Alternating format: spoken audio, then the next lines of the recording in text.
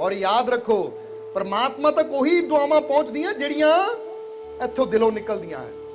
ताही तां कहा ना, खुदा कबूल करता है हर वो दुआ जो दिल से होती है, मगर मुश्किल तो ये है जे बड़ी मुश्किल से होती है। पर गल तो यही है कि ਉਹਦੇ ਨਾਲ दिल जोड़ना ही मुश्किल है, क्योंकि दिल ही बंदा हजारा पासे जोड़ के बैठा है। इसलिए प्रार्थना करो विश्वास नाल, पूरे यकीन दे नाल। किद्दां करनी है कि मैनू यकीन है कि मैं जो मंगिया मेरा रब पूरा करेगा, तो नाल ही ਉਹਦਾ शुक्र भी कर देना है, शुकराना भी कर देना है कि शुक्र है परमात्मा मेरी प्रार्थना नू पूरा करने वास्ते, मेरी प्रार्थना नू कबूल करने वास्ते तेरा धन्नवाद। क्योंकि धन्नवाद जदों नाल ही हो जाता है ना, तो वह प्रार्थना दे किद्दां कहंदे ना कि 100% चांस हो जाते हैं पूरा होने दे। क्योंकि कुदरत देखदी, परमात्मा देखदा है ना, इन्ना विश्वास है कि धन्नवाद भी कर रहा है तो पूरा भी परमात्मा कर दिंदा है।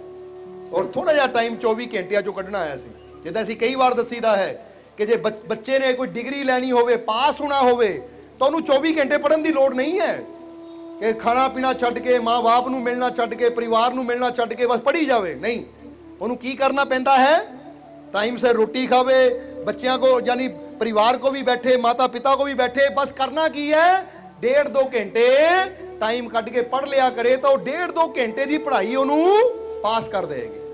बोलो कर देगी कि नहीं? क्योंकि 2-2.5 घंटे ही अगर टाइम कट के किताबों दे देवे ना, तो बाकी सारा टाइम बेशक हो सौ भी लवे, रोटी भी खावे, इशनान भी करे, परिवार च भी बैठे, मित्रों नाल भी खेडे, कोई फर्क नहीं पैंदा। अगर 2-2.5 घंटे मन ला के वो काम कर लवे, तो 2-2.5 घंटे च ही वो इन्ना कुछ समझ लैंदा है कि उन्होंने डिग्रियां मिल जांदियां। बस तुसीं भी इन्ना ही गल समझ लो कि ऐसे भी घर नहीं छड्डना, रोटी नहीं छड्डनी, परिवार नहीं छड्डना, कोई चीज नहीं छड्डनी। बस करना की है कि 24 घंटे जो घंटा 1.5 घंटा जिन्ना भी टाइम मिले अपने रब नूं दिलों याद करना है। बस ਉਹ ਘੰਟਾ 2 ਘੰਟੇ ਜਦੋਂ ਬਹਿ ਕੇ ਦਿਲੋਂ ਰੱਬ ਨੂੰ ਯਾਦ ਕਰ ਲਿਆ, ਤਾਂ ਉਹਨਾਂ ਹੀ ਬਾਕੀ ਸਾਰੀ ਜੀਵਨ ਦੀ ਕਮੀ ਨੂੰ ਪੂਰਾ ਕਰ ਦੇਣਾ, ਔਰ ਤੁਹਾਨੂੰ ਖੁਸ਼ੀਆਂ ਦੀਆਂ ਡਿਗਰੀਆਂ ਮਿਲ ਜਾਣੀਆਂ ਹੈ, ਆਨੰਦ ਦੀਆਂ ਡਿਗਰੀਆਂ ਮਿਲ ਜਾਣੀਆਂ ਹੈ। ਫਿਰ ਜੀਵਨ 'ਚ ਕਮੀ ਕੋਈ ਰਹਿਣੀ ਨਹੀਂ ਹੈ। ਇਸ ਲਈ ਕਮੀਆਂ ਦੂਰ ਕਰਨਾ ਚਾਹੁੰਦੇ ਹੋ ਕਿ ਨਹੀਂ? ਤਾਂ ਫਿਰ ਆਪਣੀ ਸੁਰਤੀ ਨੂੰ ਉਹ ਦਾਤੇ ਨਾਲ ਜੋੜੋ ਜਿੱਥੋਂ ਸਾਰੀਆਂ ਦਾਤਾਂ ਮਿਲਣੀਆਂ ਹੈ। ਕਿਉਂਕਿ ਜਿੱਥੋਂ ਕਰੰਟ ਆਣਾ ਹੈ ਤਾਰ ਉਧਰ ਜੁੜੇਗੀ ਤਾਂ ਫੇਰ ਹੀ ਗੱਲ ਬਣਨੀ ਹੈ। समझते हो कि नहीं? हुण पखा चल रहा है, अगर पिछों तार ही कट दईए तो फिर ਇਹਦਾ फायदा है कोई? देगा ठंडी हवा? जवाब दो सानू। हालांकि ये अंदर सारिया क्वालिटियां है, सारिया खूबियां है कि सब कुछ कर सकता है, पर गल कनैक्शन दी है। जे कनैक्शन ही उधरों तोड़ दिता जाए तो फिर सारिया खूबियां होंदे हुए भी बेकार। तो गल तो कनैक्शन दी है। इसी तरह तुहाडे अंदर भी बहुत खूबियां है, पर ਉਹਦਾ पूरा इस्तेमाल तुसीं क्यों नहीं लै पांदे? क्योंकि किते ना किते रब नालों कनैक्शन टुटिया होया है, कटिया होया है।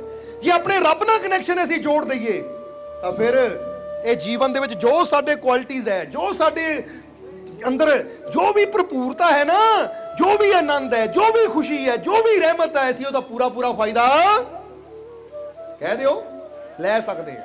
पर वो फायदा लैण वास्ते कनैक्शन उत्थे जोड़ना जरूरी है जिथों पावर आनी है, जिथों शक्ति सानू मिलनी है। इसलिए हुण जरा विचार करके देखो कि मैं कितना टाइम दिंदा हाँ अपने कनैक्शन नू वो पावर हाउस नाल जोड़न दा, जिहड़ा सोर्स ऑफ एनर्जी है यानी परमात्मा है, उहदे नाल जुड़न वास्ते मैं कितना टाइम दिंदा।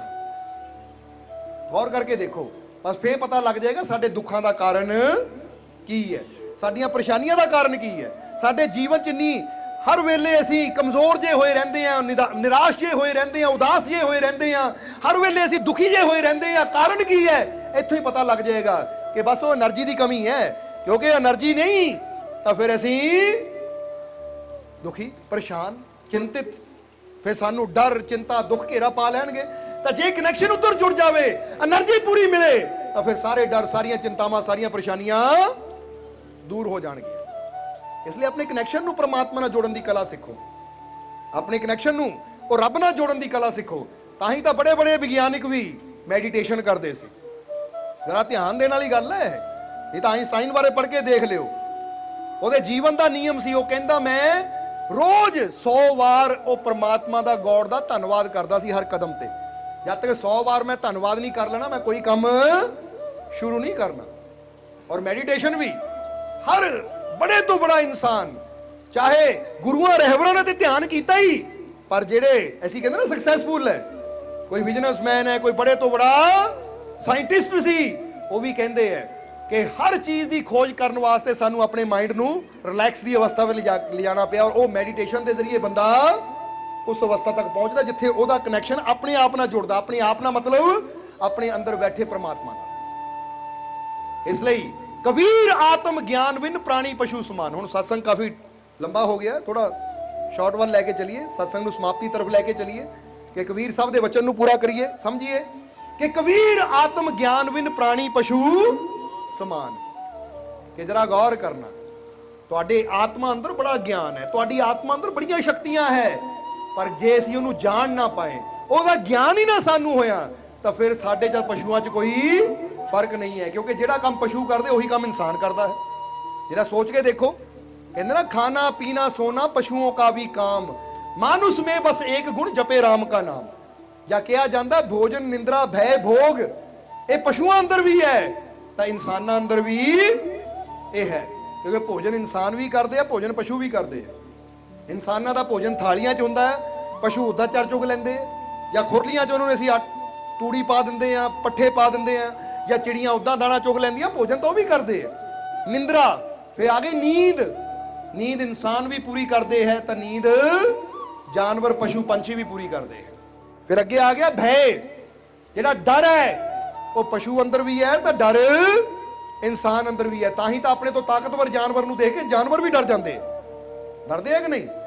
तुसीं देखदे ना कि चूहा बिल्ली देख के दौड़ जाता है, एक ਕਾਂ ਨੂੰ ਤੁਸੀਂ पत्थर चको उड़ जाता है, क्योंकि डर है उन्हां अंदर कि सानू कोई तकलीफ ना हो।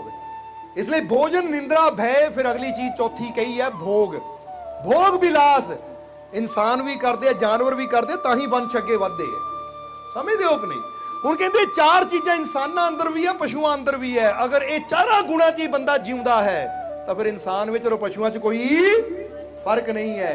इंसान सही मायने जदों इंसान है, जदों अपने अंदरली वो ताकत नूं जान लैंदा है, अपने अंदरली वो शक्ति नूं जान लैंदा है। इसलिए असीं चाहते हैं कि बड़ा कीमती जीवन परमात्मा ने तुहानूं दिता है। ये कीमती जीवन नूं, यानी इहदे अंदर बड़ियां शक्तियां छुपियां हुईयां है, इहदे अंदर बड़ियां ताकतां छुपियां हुईयां है। किते ये ना होवे कि इन्ना कीमती जीवन तुहानूं मिलिया ते इहनूं तुसीं इदां ही इन्हां ताकतां तो अणजान रह के ही व्यर्थ विच ये जीवन नूं गवा दो। समझदे हो कि नहीं? जिद्दां समझ लो किसी नूं हीरा मिलिया होवे ना, किसी नूं हीरा मिलिया होवे, जिद्दां कहानी सानूं याद आ गई, वो कवांगे फिर सत्संग की समाप्ति करांगे। एक बार एक आदमी नूं रस्ते तुरे जांदे एक पत्थर मिलिया चमकदा होया। हुण ओहदे वास्ते पत्थर सी, पर वो सीगा एक बहुत कीमती हीरा, पर ओनू ओहदी समझ नहीं सी, इसलिए पत्थर समझ के, वो पत्थर समझ के तुरिया होया है, ऐदां उछाल रहा है, पकड़ रहा है, उछाल रहा है, पकड़ रहा है। हुण इदां ही तुरिया तुरिया जांदा बाजार दे लागे पहुंच गया। उत्थे एक सुनार तुरिया जा रहा सी।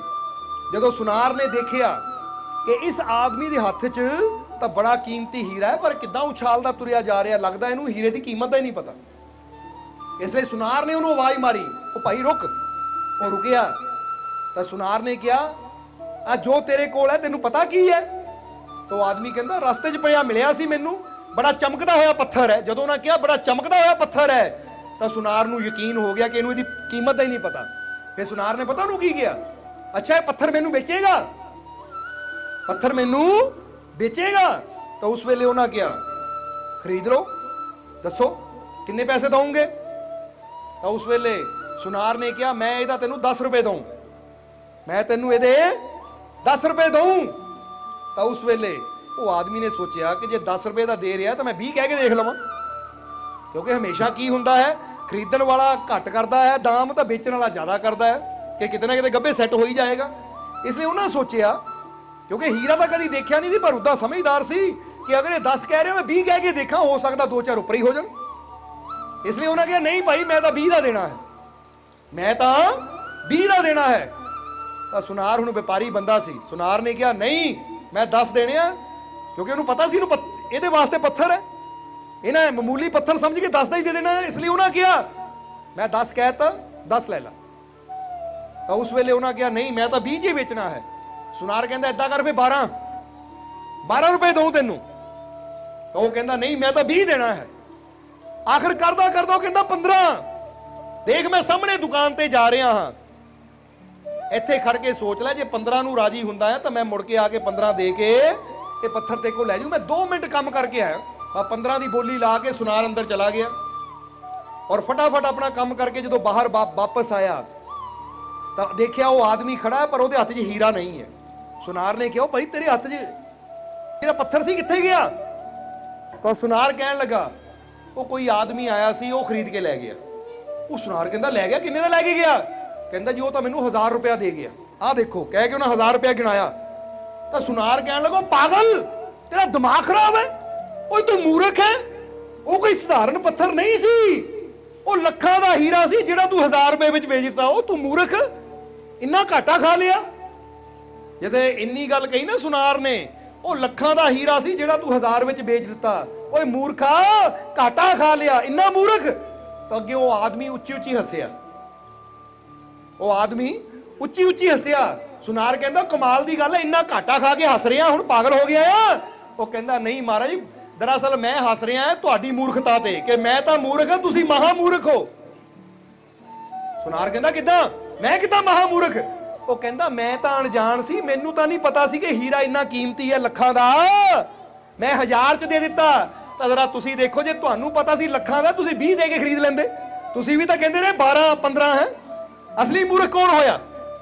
ਜਦੋਂ ਮੈਂ 20 ਕਿਹਾ ਸੀ ਔਰ ਤੁਹਾਨੂੰ ਪਤਾ ਸੀ ਇਹ ਲੱਖਾਂ ਦਾ ਆ, ਤਾਂ ਤੁਸੀਂ 20 ਦੇ ਕੇ ਫਟਾਫਟ ਲੈ ਲੈਂਦੇ। ਤੁਸੀਂ ਕਦੋਂ ਮੋਲ ਭਾਵ ਚ ਪੈ ਗਏ?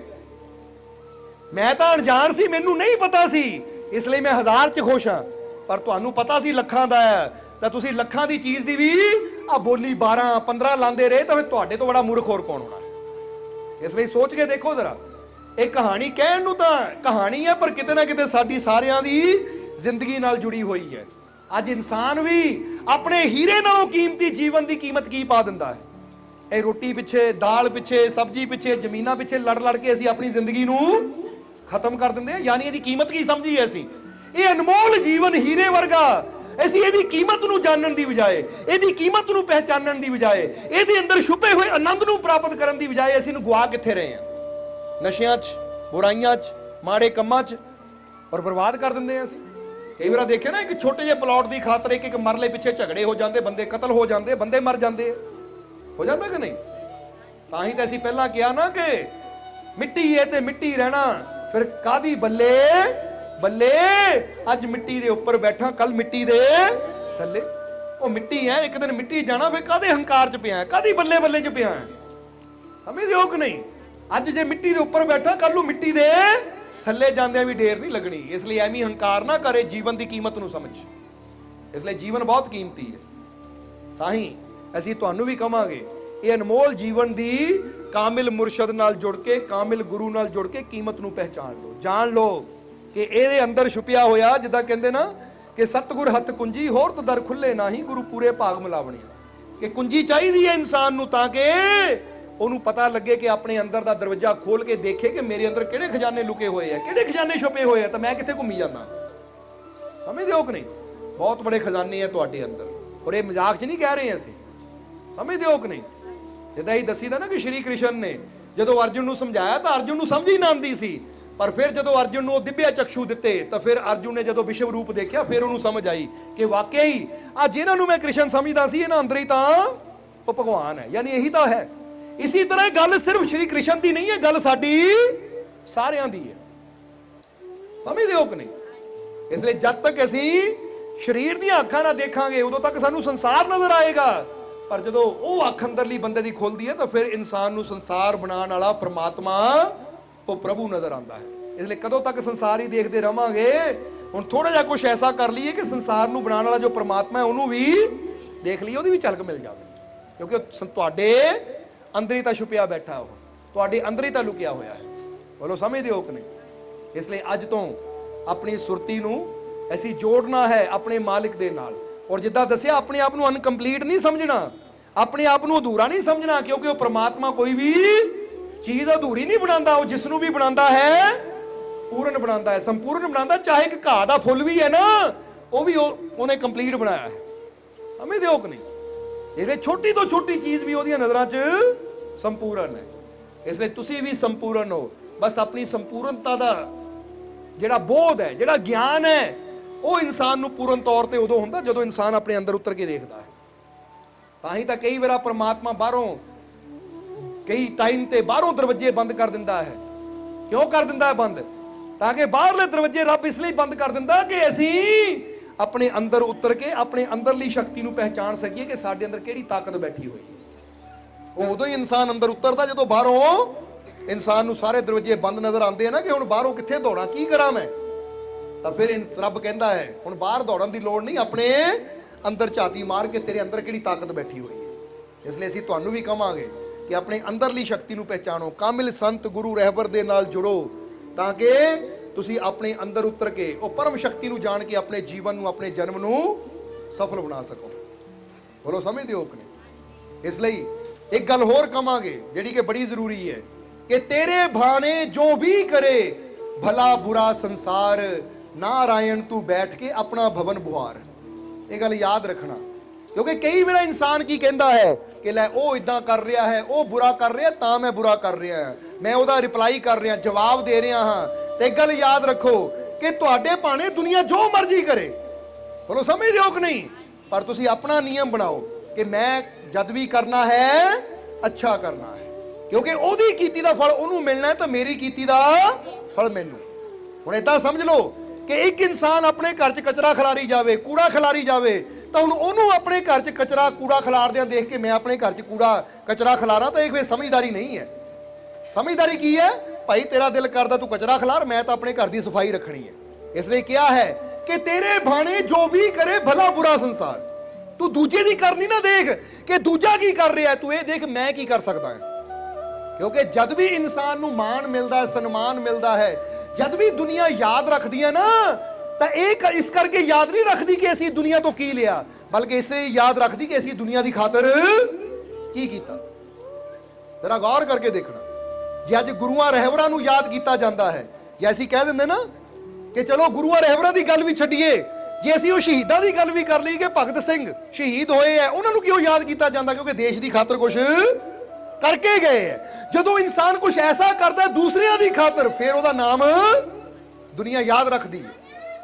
ਇਸ ਲਈ ਬੰਦਾ ਕਹਿੰਦਾ ਇਹ ਦੁਨੀਆ ਮੈਨੇ ਮੇਰੀ ਖਾਤਰ ਕੀ ਕੀਤਾ, ਉਹ ਫਲਾਨੀ ਚੀਜ਼ ਨੇ ਮੇਰੀ ਖਾਤਰ ਕੀ ਕੀਤਾ, ਉਹਨਾਂ ਮੇਰੀ ਖਾਤਰ ਕੀ ਕੀਤਾ। ਉਹ ਇਹ ਨਾ ਦੇਖੋ ਦੂਜਾ ਮੇਰੀ ਖਾਤਰ ਕੀ ਕਰ ਰਿਹਾ, ਬਲਕਿ ਇਹ ਦੇਖੋ ਕਿ ਮੈਂ ਕੀ ਉਹਦੀ ਖਾਤਰ ਕਰ ਸਕਦਾ, ਮੈਂ ਅੱਛਾ ਕੀ ਕਰ ਸਕਦਾ ਹੈ। ਕਿਉਂਕਿ ਤੁਹਾਡੀ ਕੀਤੀ ਅੱਛਾਈ ਤੁਹਾਡੇ ਇੱਥੇ ਵੀ ਕੰਮ ਆਣੀ ਹੈ ਤਾਂ ਉੱਥੇ ਵੀ ਕੰਮ ਆਣੀ ਹੈ, ਕਿਉਂਕਿ ਉੱਥੇ ਅਮਲਾਂ ਦੇ ਹੁਣੇ ਨੇ ਨਵੇੜੇ ਕਿਸੇ ਨਹੀਂ ਤੇਰੀ।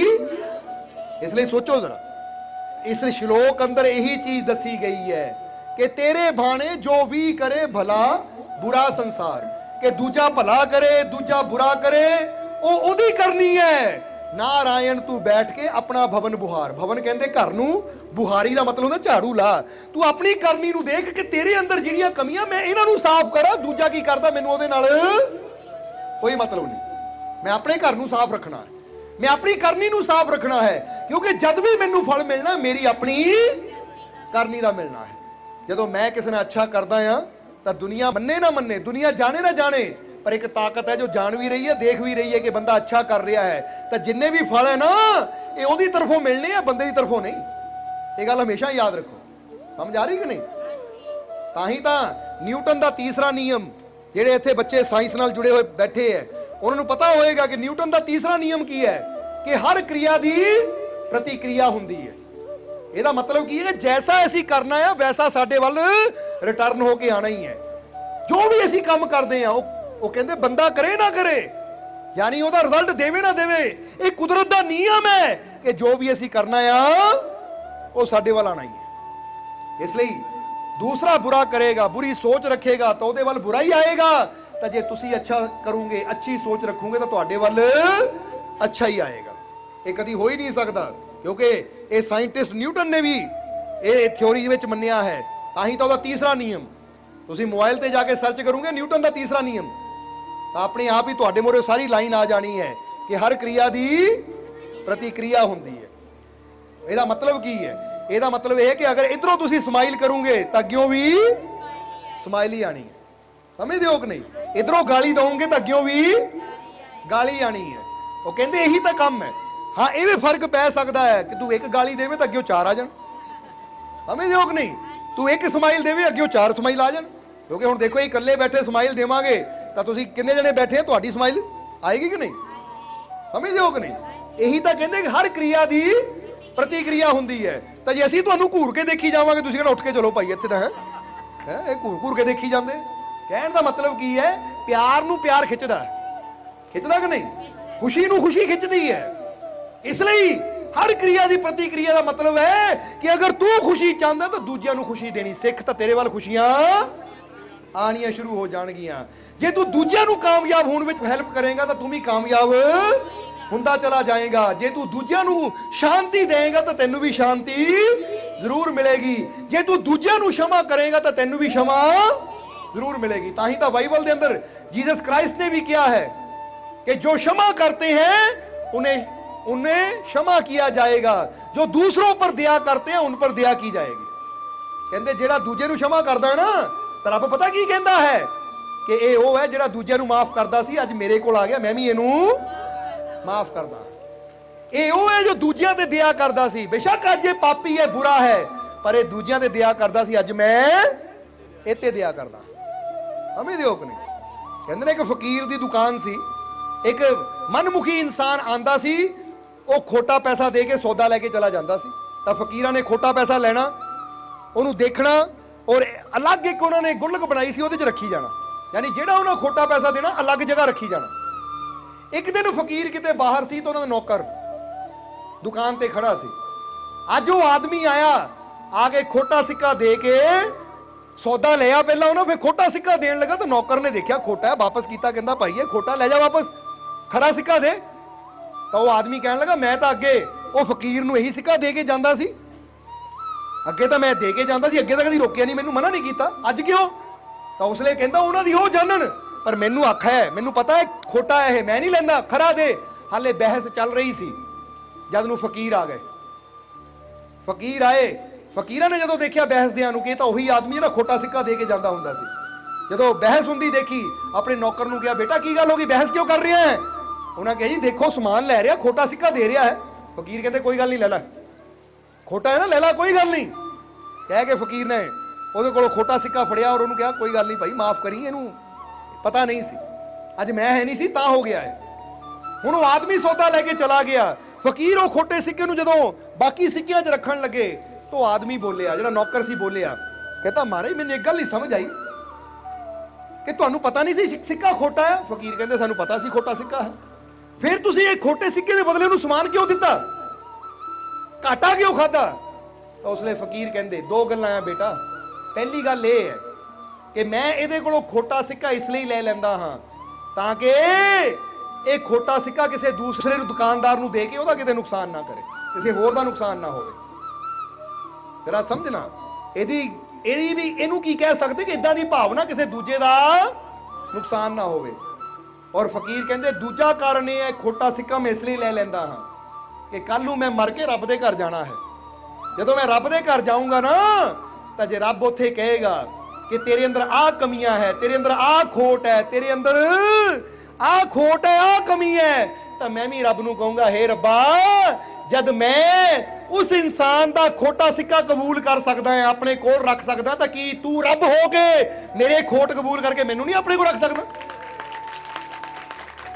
ਮੈਂ ਉੱਥੇ ਕਹਿਣ ਜੋਗਾ ਤਾਂ ਬਣੂੰਗਾ ਆਪਣੇ ਰੱਬ ਨੂੰ ਕਿ ਚਾਹੇ ਖਰਾ ਆ ਖੋਟਾ ਆ, ਜੇ ਮੈਂ ਖੋਟੇ ਸਿੱਕੇ ਕਬੂਲ ਕਰ ਸਕਦਾ ਆ ਇਨਸਾਨ ਹੋ ਕੇ, ਤਾਂ ਕੀ ਤੂੰ ਭਗਵਾਨ ਹੋ ਕੇ ਮੇਰੇ ਵਰਗੇ ਖੋਟੇ ਨੂੰ ਕਬੂਲ ਨਹੀਂ ਕਰ ਸਕਦਾ? ਤਾਂ ਫਿਰ ਰੱਬ ਵੀ ਕਬੂਲ ਜ਼ਰੂਰ ਕਰੇਗਾ, ਕਿਉਂਕਿ ਕੋਈ ਗੱਲ ਤਾਂ ਐਸੀ ਹੋਵੇ ਕਿ ਆਪਣੇ ਯਾਰ ਨੂੰ ਮਿਹਣਾ ਮਾਰ ਸਕੀਏ, ਤਾਂ ਯਾਰ ਫੇਰ ਹੀ ਕਬੂਲ ਕਰੇਗਾ। ਕਹਿੰਦੇ ਦੂਜਾ ਕਾਰਨ ਇਹ ਹੈ ਤਾਂ ਮੈਂ ਖੋਟਾ ਕਬੂਲ ਕਰਦਾ ਤਾਂ ਕਿ ਮੈਨੂੰ ਵੀ ਰੱਬ ਕਬੂਲ ਕਰ ਲਵੇ। ਇਹਨੂੰ ਕਹਿੰਦੇ ਜੇ ਤੁਸੀਂ ਦੂਜਿਆਂ ਤੇ ਦਇਆ ਕਰੋਗੇ ਤਾਂ ਰੱਬ ਤੁਹਾਡੇ ਤੇ ਦਇਆ ਕਰੇਗਾ। ਇਸ ਲਈ ਆਪਣੇ ਅੰਦਰ ਪ੍ਰੇਮ ਪੈਦਾ ਕਰੋ, ਕਿਉਂਕਿ ਜੇ ਅਸੀਂ ਪ੍ਰੇਮ ਚਾਹੁੰਦੇ ਹਾਂ ਤਾਂ ਪ੍ਰੇਮ ਦੇਣਾ ਸ਼ੁਰੂ ਕਰੋ। ਜਦੋਂ ਪ੍ਰੇਮ ਦੇਵਾਂਗੇ ਤਾਂ ਪ੍ਰੇਮ ਕਈ ਗੁਣਾ ਹੋ ਕੇ ਮਿਲਣਾ ਵੀ ਸਾਨੂੰ ਸ਼ੁਰੂ ਹੋ ਜਾਏਗਾ। ਸਮਝ ਆ ਗਈ ਕਿ ਨਹੀਂ? ਇਸ ਲਈ ਅੱਛਾਈ, ਇਹ ਗੱਲ ਹਮੇਸ਼ਾ ਯਾਦ ਰੱਖਣੀ ਕਿ ਅਸੀਂ ਅੱਛਾ ਕਰਮ ਕਰਨ ਦੀ ਕੋਸ਼ਿਸ਼ ਕਰਨੀ ਹੈ, ਕਿਉਂਕਿ ਹਰ ਕਿਰਿਆ ਦੀ ਪ੍ਰਤੀਕਿਰਿਆ ਹੁੰਦੀ ਹੈ। ਦੁਨੀਆ ਕੀ ਕਰਦੀ ਹੈ ਉਹਦੇ ਵੱਲ ਨਾ ਦੇਖੋ, ਮੈਂ ਅੱਛਾ ਕੀ ਕਰ ਸਕਦਾ ਹੈ, ਅਸੀਂ ਉਹਦੇ ਬਾਰੇ ਸੋਚਣਾ। ਇਸ ਲਈ ਤੇਰੇ ਭਾਣੇ ਜੋ ਵੀ ਕਰੇ, ਭਲਾ बुरा संसार नारायण तू बैठ के अपना भवन बुहार, कि तू अपनी सफाई रख, अपने आप ਨੂੰ ਸਾਫ਼ ਰੱਖ, ਆਪਣੀ ਕਰਨੀ ਨੂੰ ਸਾਫ਼ ਰੱਖ, ਦੁਨੀਆ ਕੀ ਕਰਦੀ ਉਧਰ ਨਾ ਦੇਖ, ਕਿਉਂਕਿ ਰੱਬ ਨੇ ਤੇਰੀ ਕਰਨੀ ਦੇਖਣੀ ਹੈ। ਇਸ ਲਈ ਜੇ ਖੁਸ਼ੀ ਚਾਹੁੰਦੇ ਹੋ, ਆਨੰਦ ਚਾਹੁੰਦੇ ਹੋ, ਤਾਂ ਆਓ ਅੱਜ ਆਪਣੇ ਆਪ ਨਾਲ ਵਾਅਦਾ ਕਰੀ ਕਿ ਮੈਂ ਅੱਛੀ ਕਰਨੀ ਹੈ, ਮੈਂ ਸਭ ਨਾਲ ਪਿਆਰ ਕਰਨਾ ਹੈ, ਔਰ ਮੈਂ ਆਪਣੇ ਆਪ ਨੂੰ ਅਨਕੰਪਲੀਟ ਨਹੀਂ ਸਮਝਣਾ, ਆਪਣੇ ਆਪ ਨੂੰ ਮੈਂ ਸੰਪੂਰਨ ਸਮਝਣਾ ਕਿ ਮੇਰੇ ਰੱਬ ਨੇ ਮੈਨੂੰ ਸੰਪੂਰਨ ਬਣਾਇਆ, ਔਰ ਜੇ ਮੇਰਾ ਮਾਲਿਕ ਮੇਰੇ ਨਾਲ ਹੈ ਤਾਂ ਫਿਰ ਮੈਂ ਹਰ ਜਗ੍ਹਾ ਕਾਮਯਾਬ ਹੋ ਸਕਦਾ ਹਾਂ, ਹਰ ਜਗ੍ਹਾ ਮੈਨੂੰ ਸਫਲਤਾ ਮਿਲ ਸਕਦੀ ਹੈ, ਕਿਉਂਕਿ ਕਦੀ ਹੋ ਹੀ ਨਹੀਂ ਸਕਦਾ ਕਿ ਉਹਦਾ ਹੱਥ ਸਿਰ ਤੇ ਹੋਵੇ, ਉਹਦੀ ਰਹਿਮਤ ਨਾਲ ਹੋਵੇ ਤਾਂ ਬੰਦਾ ਠੋਕਰ ਖਾ ਜਾਵੇ ਜਾਂ ਹਾਰ ਜਾਵੇ, ਇਹ ਕਦੀ ਹੋ ਹੀ ਨਹੀਂ ਸਕਦਾ। ਇਸ ਲਈ ਆਪਣੇ ਰੱਬ ਤੇ ਪੂਰਾ ਵਿਸ਼ਵਾਸ ਰੱਖਣਾ ਹੈ। ਸੋ ਕਹਿ ਦਿਓ, ਮੇਰਾ ਮਾਲਿਕ ਮੇਰੇ, ਮੇਰਾ ਮਾਲਿਕ ਮੇਰੇ, ਮੇਰਾ ਮਾਲਿਕ ਮੇਰੇ, ਬਸ ਇਹ ਵਿਸ਼ਵਾਸ ਰੱਖਣਾ ਹੈ। ਹੁਣ ਜਦੋਂ ਅਸੀਂ ਮੰਨ ਲੈਂਦੇ ਆ ਮੇਰਾ ਮਾਲਿਕ ਮੇਰੇ ਨਾਲ ਹੈ, ਤਾਂ ਫਿਰ ਕੀ ਹੁੰਦਾ ਹੈ? ਫਿਰ ਹੁੰਦਾ ਹੈ ਮੈਨੂੰ ਆਪਣੇ ਮਾਲਿਕ ਤੇ ਪੂਰਾ, ਮੈਨੂੰ ਆਪਣੇ ਮਾਲਿਕ ਤੇ ਪੂਰਾ, ਮੈਨੂੰ ਆਪਣੇ ਮਾਲਿਕ ਤੇ ਪੂਰਾ, ਮੇਰੀਆਂ ਝੋਲੀਆਂ ਰਹਿਮਤ ਨਾਲ, ਮੇਰੀਆਂ ਝੋਲੀਆਂ ਰਹਿਮਤ ਨਾਲ, ਮੇਰੀਆਂ ਝੋਲੀਆਂ ਰਹਿਮਤ ਨਾਲ, ਮੇਰੀਆਂ ਝੋਲੀਆਂ ਖੁਸ਼ੀਆਂ ਨਾਲ, ਮੇਰੀਆਂ ਝੋਲੀਆਂ ਖੁਸ਼ੀਆਂ ਨਾਲ, ਮੇਰੀਆਂ ਝੋਲੀਆਂ ਖੁਸ਼ੀਆਂ ਨਾਲ, ਮੇਰੇ ਸਾਰੇ ਦੁੱਖ ਦੂਰ, ਮੇਰੇ ਸਾਰੇ ਦੁੱਖ ਦੂਰ, ਮੇਰੇ ਸਾਰੇ ਦੁੱਖ ਦੂਰ। ਬਸ ਫੇ ਸਮਝ ਲਓ, ਜਿਹਦੇ ਨਾਲ ਉਹ ਮਾਲਿਕ ਹੈ ਨਾ, ਉਹਦੀਆਂ ਝੋਲੀਆਂ ਖੁਸ਼ੀਆਂ ਨਾਲ, ਰਹਿਮਤਾਂ ਨਾਲ ਭਰ ਜਾਂਦੀਆਂ, ਔਰ ਉਹਦੇ ਜੀਵਨ ਦੇ ਸਾਰੇ ਦੁੱਖ ਦੂਰ ਵੀ ਹੋ ਜਾਂਦੇ ਹੈ। ਇਸ ਲਈ ਵਿਸ਼ਵਾਸ ਰੱਖਣਾ ਹੈ ਤੁਸੀਂ, ਬਸ ਇਹ ਯਕੀਨ ਰੱਖਣਾ ਹੈ, ਗੱਲ ਸਿਰਫ ਜ਼ੁਬਾਨ ਤੋਂ ਨਹੀਂ ਕਹਿਣੀ, ਇੱਥੋਂ ਮੰਨ ਕੇ ਚੱਲਣਾ ਹੈ। ਹੁਣ ਪੰਡਾਲ 'ਚ ਉੱਠ ਕੇ ਜਾਣਾ ਨਾ, ਤਾਂ ਹਰ ਕਦਮ ਤੇ ਇਸ ਵਿਸ਼ਵਾਸ ਨਾਲ ਕਦਮ ਉਠਾਣਾ ਹੈ ਕਿ ਮੇਰਾ ਮਾਲਿਕ ਹਰ ਕਦਮ ਤੇ ਮੇਰੇ, ਔਰ ਜਦੋਂ ਉਹਦੇ ਵਿਸ਼ਵਾਸ ਨਾਲ ਕੋਈ ਵੀ ਕਦਮ ਉਠਾਵਾਂਗੇ, ਉਹ ਕਦਮ ਸਾਨੂੰ ਕਾਮਯਾਬੀ, ਸਫਲਤਾ, ਖੁਸ਼ੀਆਂ ਵੱਲ ਲੈ ਕੇ ਜਾਏਗਾ। ਸਮਝਦੇ ਹੋ ਕਿ ਨਹੀਂ? ਕਿਉਂਕਿ ਜਦੋਂ ਉਹ ਨਾਲ ਹੋਵੇ ਤਾਂ ਰਸਤੇ 'ਚ ਜੇ ਪਰੇਸ਼ਾਨੀਆਂ, ਰੁਕਾਵਟਾਂ ਹੁੰਦੀਆਂ ਵੀ ਹੈ ਤਾਂ ਉਹ ਵੀ ਦੂਰ ਹੋ ਜਾਂਦੀਆਂ ਹੈ। ਇੱਕ ਸੱਚੀ ਘਟਨਾ ਯਾਦ ਆ ਗਈ, ਦੱਸ ਦਈਏ। ਇਸ ਦਰਬਾਰ ਨਾਲ ਜੁੜਿਆ ਇੱਕ ਡਰਾਈਵਰ ਸੀ, ਜੋ ਰੋਡਵੇਜ਼ ਦਾ ਡਰਾਈਵਰ ਸੀ, ਉਹਦਾ ਨਾਮ ਗੁਰਬੇਲ ਸਿੰਘ ਸੀ, ਹੁਸ਼ਿਆਰਪੁਰ ਦਾ। ਇੱਥੇ ਕਾਫੀ ਸੇਵਾਦਾਰ ਬੈਠੇ ਜਿਹੜੇ ਉਹਨੂੰ ਜਾਣਦੇ ਆ। ਚਲੋ ਹੁਣ ਤਾਂ ਉਹ ਰੱਬ ਦੇ ਘਰ ਚਲਾ ਗਿਆ। ਤੇ ਇੱਕ ਨਾਲ ਬਸ਼ੀਰ ਹੁੰਦਾ ਸੀ ਕੰਡਕਟਰ, ਯਾਨੀ ਇਹ ਦੋਨਾਂ ਦੀ ਜੋੜੀ ਹੁੰਦੀ ਸੀ, ਗੁਰਮੇਲ ਔਰ ਬਸ਼ੀਰ ਦੀ। ਦੋਨੇ ਹੁਸ਼ਿਆਰਪੁਰ ਦੇ ਸੀ ਔਰ ਮਾਲਕਾਂ ਦੇ ਚਰਨਾਂ ਨਾਲ ਜੁੜਦੇ, ਯਾਨੀ ਬੜੇ ਮਾਲਕਾਂ ਦੇ ਨਾਲ ਜੁੜੇ ਹੋਏ ਸੀ, ਯਾਨੀ ਉਹ ਸਮੇਂ ਤੋਂ ਜੁੜੇ ਸੀ ਦਰਬਾਰ ਨਾਲ। ਤਾਂ ਹੁਣ ਦੱਸਿਆ ਜਾਂਦਾ ਹੈ ਕਿ ਗੁਰਮੇਲ ਨੇ ਜਦ ਵੀ ਕੋਈ ਬੱਸ ਫੜਨੀ ਨਾ, ਪੰਜਾਬ ਰੋਡਵੇਜ਼ ਦੀ ਬੱਸ, ਇਹ ਉਹ ਸਮੇਂ ਦੀ ਗੱਲ ਹੈ, ਸਨ 1990-95 ਦੀ, ਕਿਉਂਕਿ ਬੱਸਾਂ ਦੀ ਹਾਲਤ ਵੀ ਉਦੋਂ ਬੜੀ ਖਸਤਾ ਜਿਹੀ ਹੁੰਦੀ ਸੀ, ਰੱਬ ਦੇ ਆਸਰੇ ਚੱਲਦੀਆਂ ਸੀ। ਚੱਲ ਰਾਣੀ ਤੇਰਾ ਰੱਬ ਰਾਖਾ, ਹੋ ਜਾਂਦਾ ਕਿ ਨਹੀਂ? ਇਸ ਲਈ ਹੁਣ ਗੁਰਮੇਲ ਦੱਸਦਾ ਸੀ ਕਿ ਜਦ ਵੀ ਕੋਈ ਇਦਾਂ ਦੀ ਬੱਸ ਸੁਣੀ ਨਾ, ਜਿਹਦੇ ਵਿੱਚ ਚਾਂਸ ਹੁੰਦੇ ਸੀ ਕਿ ਨਾ 10 ਕਿਲੋਮੀਟਰ ਤੇ ਜਾ ਕੇ ਖਰਾਬ ਹੋ ਜਾਣੀ, ਜਾਂ ਇਹਦੇ ਚਾਂਸ ਨਹੀਂ ਹੈ ਕਿ ਹੁਸ਼ਿਆਰਪੁਰੋਂ ਜਲੰਧਰ ਵੀ ਪਹੁੰਚੇ, ਕਹਿੰਦੇ ਉਹ ਬੱਸ ਉਹਨਾਂ ਨੇ ਮੈਨੂੰ ਦੇਣੀ, ਬੱਸ ਮੈਨੂੰ ਦੇਣੀ ਕਿ ਭਾਈ ਉਹ ਗੁਰਮੇਲ ਨੂੰ ਇਹ ਦਿਓ, ਕਿਉਂਕਿ ਜਿਹੜੀ ਬੱਸ ਗੁਰਮੇਲ ਲੈ ਕੇ ਜਾਂਦਾ ਕਿਤੇ ਰਸਤੇ 'ਚ ਰੁਕਦੀ ਨਹੀਂ ਹੈ, ਉਹ ਹਮੇਸ਼ਾ ਮੰਜ਼ਿਲ ਤੇ ਪਹੁੰਚਦੀ ਹੈ। ਜਰਾ ਸਮਝਣਾ, ਇਹ ਸੱਚੀ ਘਟਨਾ ਦੱਸ ਰਹੀ ਹਾਂ ਤੁਹਾਨੂੰ, ਨਹੀਂ ਤਾਂ ਉਹਦੇ ਪਰਿਵਾਰ ਨੂੰ ਮਿਲ ਕੇ ਪੁੱਛ ਲਿਓ ਤੁਸੀਂ, ਕਿਉਂਕਿ ਸੱਚਾਈ ਨੂੰ ਕੋਈ ਡਰ ਨਹੀਂ ਹੁੰਦਾ, ਜਿੱਥੇ ਮਰਜ਼ੀ ਖੜ ਕੇ ਪੁੱਛ ਲਓ। ਹੁਣ ਕਿਹਾ ਜਾਂਦਾ ਹੈ ਕਿ ਉਹਨੂੰ ਜਿਹੜੀ ਵੀ ਬੱਸ ਨਾ ਲੱਗਣੀ, ਉਹ ਅੱਡਾ ਇੰਚਾਰਜ ਨੂੰ, ਕਿ ਭਾਈ ਇਹ ਬੱਸ 'ਚ ਕੋਈ ਪ੍ਰੋਬਲਮ ਆ ਸਕਦੀ ਹੈ ਜਾਂ ਰਸਤੇ 'ਚ ਖਰਾਬ ਹੋ ਸਕਦੀ ਹੈ, ਤਾਂ ਉਹਨਾਂ ਨੇ ਕਹਿਣਾ ਗੁਰਮੇਲ ਨੂੰ ਇਹ ਬੱਸ ਦੇ ਕੇ ਭੇਜ ਦਿਓ। ਤਾਂ ਉਹਨਾਂ ਨੇ ਕਹਿਣਾ ਮਹਾਰਾਜ ਜੇ ਰਸਤੇ 'ਚ ਸਰ ਖਰਾਬ ਹੋ ਗਈ ਫਿਰ? ਉਹ ਨਹੀਂ, ਜਿਹੜੀ ਬੱਸ ਗੁਰਮੇਲ ਲੈ ਕੇ ਜਾਂਦਾ ਕਦੀ ਖਰਾਬ ਨਹੀਂ ਹੁੰਦੀ। ਉਹ ਕਹਿੰਦੇ ਇੱਕ ਵਾਰ ਸਾਰੇ ਨਾ ਇਕੱਠੇ ਹੋਏ, ਬਸ਼ੀਰ ਤਾਂ ਗੁਰਮੇਲ ਦੱਸਦੇ, ਇੱਕ ਵਾਰ ਸਾਰੇ ਇਕੱਠੇ ਹੋਏ ਤਾਂ ਜੋ ਅੱਡਾ ਇੰਚਾਰਜ ਸੀ, ਤਾਂ ਉਹਨੇ ਆ ਕੇ ਪੁੱਛ ਲਿਆ ਕਿ ਗੁਰਮੇਲ ਇੱਕ ਰਾਜ ਤਾਂ ਦੱਸ, ਤੂੰ ਜਿਹੜੀ ਬੱਸ ਤੇ ਬਹਿ ਕੇ ਜਿਹੜੀ ਬੱਸ ਨੂੰ ਤੋੜਦਾ ਆ, ਉਹ ਬੱਸ ਰਸਤੇ 'ਚ ਕਦੀ ਖਰਾਬ ਨਹੀਂ ਹੁੰਦੀ, ਇਹਦੇ ਪਿੱਛੇ ਰਾਜ ਕੀ ਹੈ?